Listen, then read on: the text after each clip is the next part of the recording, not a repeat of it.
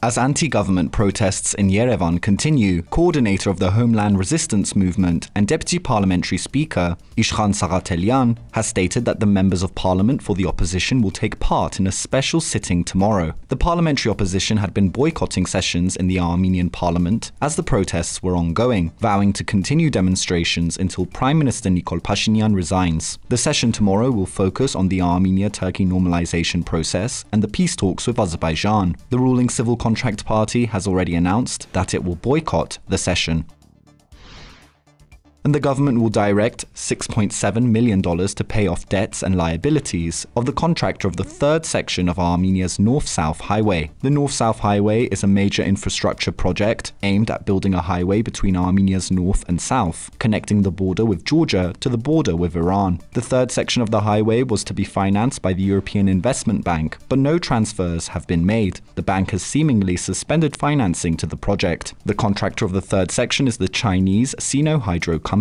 In 2021, payments for approved activities submitted by the contractor for the months September through December were not made due to lack of funding. The relevant loan agreement with the European Investment Bank was signed in 2013. The loan amount was 60 million euros. The project was supposed to be completed in 2019, but most of the highway has not been built yet. After the 2018 revolution, cases of embezzlement of billions of drams were revealed, and a criminal case was initiated, which is ongoing.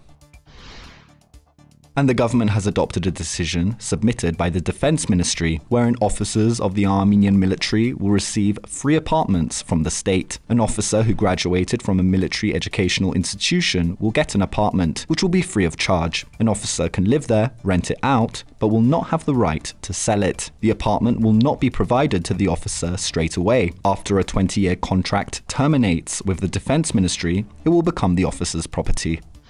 And another government decision was made today. From July 1st, it will no longer be allowed to buy or sell apartments and vehicles using cash. All transactions must be non-cash. If a transaction is more than $600 and includes third parties like lawyers or notaries, then cash will no longer be allowed. The Prime Minister stated that cash transfers lack proper registration and are then prone to be annulled in the future, causing complications for people's daily lives. The PM added that this move will contribute to a nationwide anti-corruption drive. Health Minister Anahit Avanesyan also added that from July 1st, a transition will be made to completely non-cash payments in medical institutions in Yerevan.